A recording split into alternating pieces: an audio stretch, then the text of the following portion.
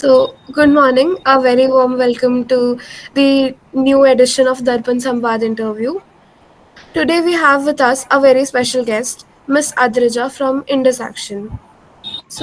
Briefing the viewers about the organization, Indus Action is a policy implementation organization focused on bridging the gap between law and action to ensure that the vulnerable communities gain access to legislated welfare rights.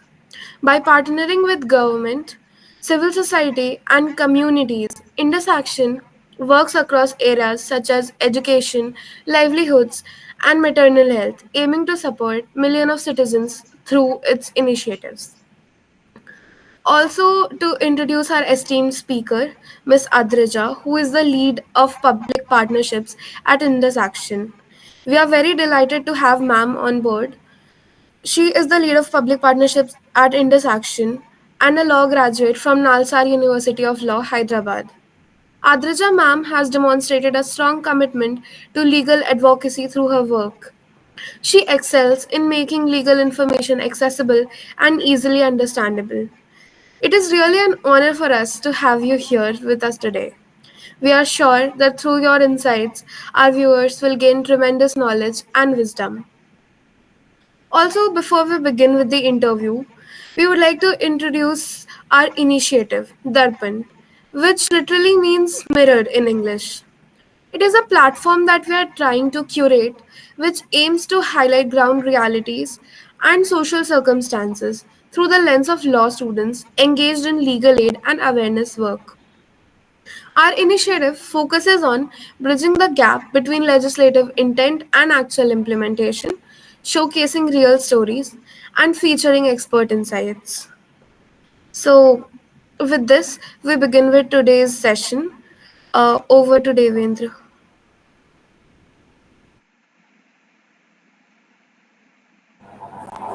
Yeah, I think Devendra, you're on Adrija, mute. Just quickly, thank you so much for hosting this. Like, it's a pleasure to be here, and great job with your with the legal aid work that you all are doing. It's been quite nice to see young law students come together and do the work that you all are doing. So, I mean, Devendra, you can go ahead. Yeah.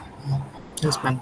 To start off, can you take us back to the inception of Indus Action? Like, what was the core idea of vision that inspired its creation, and how that has that initial, though the Correct. developed as a organization that has grown and adopted over the years? Yeah. So Indus Action now it's around 11 years since it's been started. Like we started in 2013. So our co-founder, Mr. Tarun Cherukuri, he was working with Hindustan Unilever at that time, and then he joined the Teach for India Fellowship. And while due to his experience at Teach for India Fellowship, he actually saw on ground what educational quality and inequity can look like by teaching in a classroom, like at like a micro level. He was inspired to apply for a program at Howard Kennedy School, and over there, this around that time period, the Right to Education Act was passed, and under which Section 12(1)(c) was one component, which says that 25% reservation has to be there for children from disadvantaged backgrounds and weaker sections in private unaided schools. So when this legislation was passed, like as part of his thesis at Harvard Kennedy, he had actually written a little bit about how this provision can look like on ground and how it's in fact one of the largest affirmative action policies in the world. Like if you look at the numbers that this policy can impact, it's like almost 1 million to 1.5 million children per annum who can get admission under this provision. It's one of the largest in the country. So I mean, in the world, sorry, in the country definitely, but in the world. And he sort of saw this as an opportunity to kind of take a vision for how policy can be implemented on ground, because it was a very new policy, and that's where the idea of Indus Action was formed. And once he came back to India, the organization was set up and we started operations in Delhi, and then we slowly expanded this 12(1)(c) work, and then to around 10 states, and then eventually into other rights as well, looking at supporting and providing social protection to vulnerable citizens. So this is like the root of where Indus Action's work has been derived from, essentially. Yeah. Yeah. Thank you, ma'am, for briefing us about the idea of the organization. So, moving forward, as we have gauged, the organization operates on the principles of listen, act, and change. How are these core values reflected on your approach to driving social change and ensuring welfare for underserved communities? So actually, Listen Act Change is there are around 9 operating principles under our Listen Act Change. And the idea is that these principles are like the touchstone of the organization's work. Like it's a very good reflection for an external person to see how we sort of look at it's a core ethos, our culture. It also translates into a lot of how our structure is formed, and eventually in terms of how we actually operate and do the work itself, like the technicalities of the work. For example, we have something known as listen to the pain points of the vulnerable citizen. Now, this forms not only like a cultural sort of part of our work, like we have something known as Step Back, where we go annually and we spend about 10 days in some part of the country where we actually do some community immersion. We sort of go and observe how another non-profit is working with some vulnerable community, or and participate and learn a little bit on in terms of the pain points of how of what can be resolved and how an other non-profit is doing. That's one of the cultural things that we adopt. Apart from that, in terms of our structure itself, like we have a Samaj 3.5% program, which works on doing last mile delivery. We have community champions who support vulnerable citizens in accessing their schemes. That's very much part of a structure of the organization. And in terms of technicalities and how we operate, it's very much a part of our day-to-day work. Like for instance, we conduct surveys, we do informal interactions with citizens, and we take all of that information and then feed it back into our government work and policy design work. So these principles, there are 9. This is one example. They form like the backbone structure of the structure and ethos of how we sort of operate. So that's how, and then it supports in terms of executing, because our entire mission statement is towards supporting access to legislated rights. So this is the way in which it's done essentially. Thank you, ma'am, for explaining. I think this can be adapted by everyone in their daily life. So, moving forward to the next question, that is Indus Action's vision 2027 aims to support over 100 million citizens through his power benefit. Could you elaborate more on the plan of action and you envision to undertake for the fulfillment of the vision 2027? So in this action, power is one idea. So we work in 3 areas. One is right to education, under which we work on Section 12(1)(c), as I've already explained. One more is right to livelihood, with a focus on building another Construction Workers Act, which is another legislation which has social protection schemes for construction workers. Another core area of our work is right to guaranteed public services. Like that's an area of work where we look at how can public service delivery itself be more seamless, both from the government's end and from the citizen's end. Like how can that transaction between the government and the citizen be a very seamless and easy transaction for a citizen. So under that, one core component or idea of ours is like the idea of power, the idea of looking at rights schemes as one portfolio versus individual linear or like what do you say, divided type of things. Like so far, like if you've seen, we have like central government has like 100 schemes, state government has another 100 schemes, like, and these are it's a very fractured and dispersed sort of endeavor where we have like so many services being provided to citizens across different streams and different touch points. Like it can be for livelihood, it can be for maternity benefits. So the idea is to how can we streamline this entire thing to ensure that at the moments that matter, what we call it moments that matter, like for instance at the point where mom gives birth to a child, those first 100 days are very crucial because your child is, you need proper nutrition, the mom needs proper rest. These are very defining long impact moments which are very defining for a life cycle of any person. Now if you're born into privilege, you're probably accessing the best healthcare and have the best access to nutrition.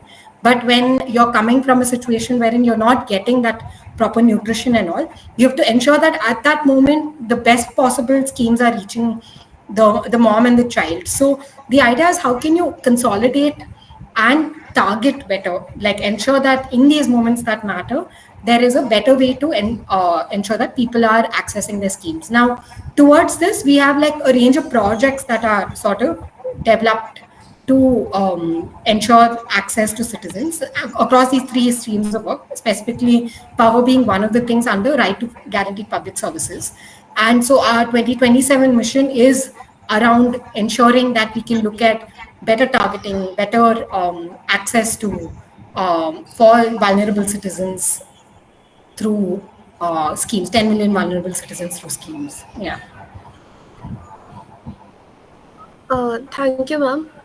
Also, as you mentioned earlier, and we all are aware that the idea of inception of the organization was related to RTE. And in the present time, RTE and its implementation and application is not part of curriculum in law schools across India. However, BCI has mandated for its inclusion in the curriculum. What particular aspects of the Act do you think should be given more attention from a practical perspective, as you're already working in this field? Yeah, that's a good question in the sense that, like, so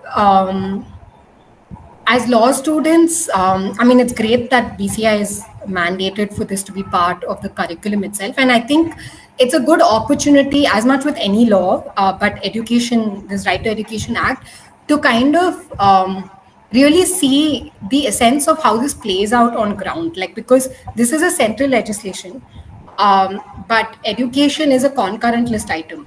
So, how does, and a lot of states have ex ante laws for which they have had for a very long time with respect to how they regulate education. They have like basic structures around how this, and this Right to Education Act, which was passed in 2009, is an addition to a lot of these sort of things. So fundamentally, from a law student perspective, I would suggest is starting with viewing this act in the larger construct of other legislations that are already in place. That is something you can do very easily by opening up your statute book, like a bare act in itself.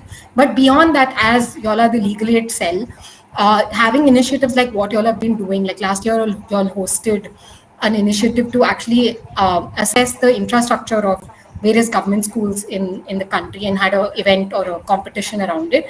Another way to look at some of this is to actually get a sense on the practical context of each of these things. Like you have different bodies under, there's like a state advisory council, like there are many things that actually have practical significance on ground. These things that are defined in the act, actually seeing what that means, talking to key stakeholders, like maybe meeting the block educational officer, your mandal educational officer, talking to your district educational officer, and actually trying to understand how RT Act plays out in on the ground. What are the problems that they face, challenges that they face in terms of actually implementing this. One key component you all can look at is with 12(1)(c) also, like it seems very simply defined in the statute book. You go and talk to a DEO or someone and ask them what are your challenges actually. Does it actually work so simply as it's been put in the statute book, and actually learn what it can look like on ground. That will actually feed back into understanding the larger framework of the law, and then being able to be better lawmakers, or even like lawyers in general, litigators, or in any sense of the word, to understand that better. Thank you, ma'am. I think these were very helpful, insightful session. Like moving forward, one of the standout features of Indus Action's work is it emphasizes on the maturity, nurturing community leaders and civil society coalitions. So, how do you think legal aid clinics or societies across the law schools should approach people from the rural, vulnerable, or communities and ensure that trust building to the work for them? Let us like considering some challenges you have faced in such collaborations, and how have you resolved these challenges? Trust building. So, I mean, it's a good point. Like, I think we usually view this in terms of like it really depends on what the intent and purpose is. Like a large part of community engagement should be looked at in a more long-term fashion, like actually building the relationship from ground is a very useful sort of strategy, and spending the time to first, before providing solutions, hearing the problem statement and spending the time to understand the worldview or the universe in which the person or the community people are speaking in, because often like the idea is that you go and impose what your understanding of a problem can be. Like we have at Indus Action we have two ways in which we engage with the community. One is our Samaj 3.5% program, where they actually have community champions who undergo a leadership program and support their community in accessing schemes. And what we've seen, like recently I was in Chennai and we actually met some of our community champions there, like people who are so effective, like in being able to do it is like actually one of our community leaders, she's from the community, but the idea is to sort of really spend the time gaining the trust and then showing how they're here to help. Like one of the community leaders that we were talking to over there, like Monaka, she had worked. She's going door to door and actually spending the time to talk at length, like sitting in the house, being. But obviously, you can't waste people's time. That's always there. And then trying to gather the information, get a sense, and then not solutioning immediately, but also saying that we're here to add value at the end of the day, and then giving the support over a period of time. Another thing that we do is we have something known as power n is equal to 1, where we actually each employee is attached, like spend some time with some family to understand their pain points. So, and core understanding is find a way to relate in your own terms, learn about what the pain points are, and then build a relationship as per what is best fitting the situation, and then build accordingly. So that's a very core component of how I think trust building is happens for impact and providing like long term support to communities. Thank you, ma'am. Certainly, building relationships over time and then continuing them for a long period of time helps. Now, moving forward, the idea of digital governance recently is becoming very essential for welfare distribution. So, what are the areas of concern in light of the upcoming data protection legislations? Also, how is the organization planning on working to overcome these challenges? And what lessons can be learned from this by similarly placed organizations or law students in general? With data protection, it's a very like I from a legal standpoint, it seems, I mean, apart from the legal debates and the structuring, it seems very clean and clear in terms of what are liabilities and what are the ways and things have to be done and all. But when you actually come on ground and you see how the government functions and what are the sort of different stakeholder interactions, touch points that happen, a lot of times the for actualization of a data protection law, it takes time, because firstly the law itself has to be internalized by all stakeholders, and a lot of the structures in place may not be very what do you say, aligned to a lot of the requirements. It takes time for those structures to be absorbed by the system.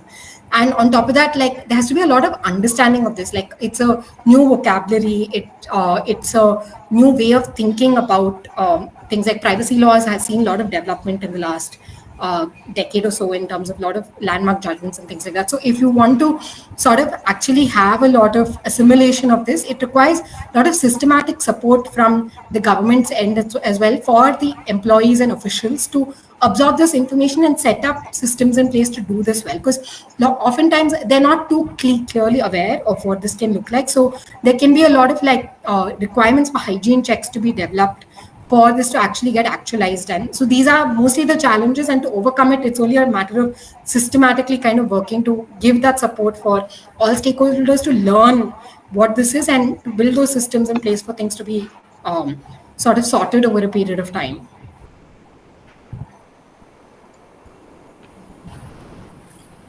Thank you, ma'am. This will be very helpful for the law societies in general. Can you please walk us through the initiative where in this action encountered challenges with end of the beneficiaries, and what did you think that the model of the policy to be needed for the community accordingly, and how you ascertain the needs and challenges for such groups?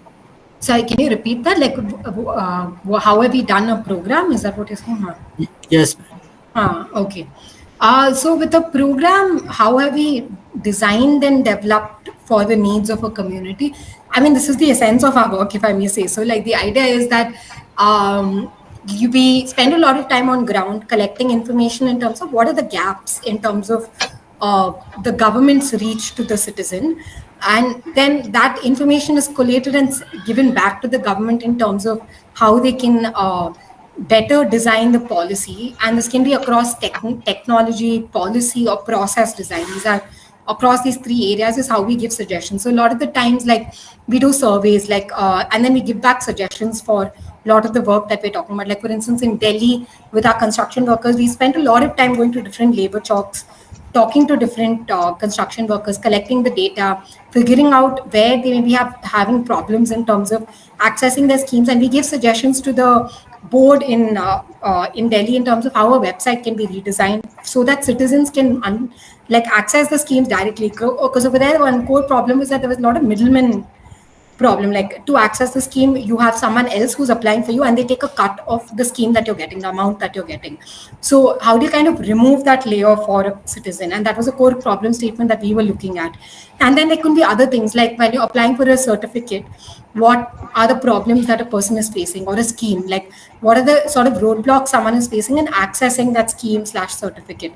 Or it could be something very simple, like we in AP context, we had for admissions under 12(1)(c), there was a issue where there was no forgot password feature once someone's logged in. So there was like a lot of people who were not able to access the application and submit it because they're simply not able to remember their password. So a lot of these things are, they go from minute to very big type of things. Like, it could even be like an entire project design. Like in Tamil Nadu, we suggested to the government about how they can redesign their e-Sevai center, which is part of the common service center scheme of the government of India. Like, and how can you look at last mile service delivery, and what should be re-looked at for improving last mile service delivery and things like that, including like improving the centers and how the operators can have better profits so that citizens can have a better service experience through the centers. So it ranges from larger policy design things, or it could be like a small process redesign. So we kind of view it consistently through talking to citizens, trying to better understand what are the different ways in which this entire thing can be redesigned better for.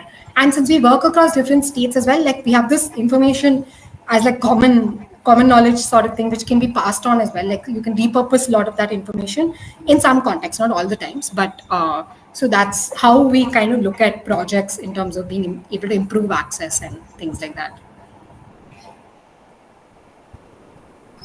Thanks a lot, ma'am. So, since we talked about engaging with communities and chartering the plan of action according to their needs, but for participation, even raising awareness and mobilizing support is very important. So, Yeah. how does Indus Action plan to engage with the public at large to increase awareness about their initiatives and welfare programs? So usually how this is done is that, like, it's usually either program specific. It's very program centric. Like for 12(1)(c), you will there are two ways wherein you kind of work with the government for dissemination, or you run campaigns to ensure information is spread, and this can be done through traditional media like radio, television, newspaper advertisements, or it could be through, like, we have our unique strength as Indus Action to support us. We have something known as WhatsApp chat bots, where we actually give like a number where citizens can message and get information on what schemes they can access and how they can do the entire process, and like an adjunct helpline support. Like, if you want to actually talk to someone, then actually we'll provide that sort of support for someone to call up and find out information. So that's a general mechanism which is very linked to like timelines and a scheme based cycle. And apart from that, like, there's a general encouragement and support in terms of policy design itself, in terms of supporting governments to look at policy design from the lens of better dissemination of information. And that is, you look at like awareness as a generic term, or it can even be in terms of scheme discoverability. Like, for instance, a core component of our work is, when we're talking about easing service delivery, it is that citizens find it very hard to discover schemes that they are eligible for. So because there are so many schemes, and each scheme has 10 different types of criterion on which you qualify for a scheme, our core component of this stream of work has been to look at how can you reduce the burden on the citizen to access the scheme from the government. So it looks like we have something known as an eligibility engine. So the idea is that if governments adopt this, and where it has been adopted, the effort it takes to apply for a scheme from discovery to actually receiving the benefit is reduced from 10 transactions to much lesser. Like that's the in principle idea. So not only looking at awareness as like a traditional mass media sort of an idea, but the idea that a citizen, when they're accessing their rights, should very easily know about their fundamental schemes and everything. And so this is a way in which we are trying to solve this problem, looking at reducing both a number of transactions and the velocity, the time taken to actually get your benefits in hand. So that's a structured way of looking at awareness of citizens for their schemes and everything. Uh, Thank you, ma'am. So let's moving forward. How is leading intersections work on social media, social impact and welfare access shaped your perspective on social change and policies? Change my perspective on social change and policy. I think I think an interesting thing that you see when you're working within the development sector is that often public policy problems are at the intersection of many stakeholders and many disciplines. Like it's not one unilateral way to look. It's not one discipline alone. It's not one stakeholder alone. So the sort of real solutioning and sustainable solutioning for problem statements happens at that intersection. So any organizations, or it's very effective either when organizations are able to come together, or government and any stakeholders are able to come together in a very synchronistic manner to solve a problem like that, and to be able to account for many stakeholder perspectives, because otherwise it's simply not sustainable, because the solutions do involve those many people at hand. So if you discount any particular stakeholder or a discipline or approach, at the end of the day, at some point it's going to fall through the cracks because of this lack of macro. But at the same time, you can't ignore that the rootedness comes from citizen experience. You have to look at the end of the day, what is it?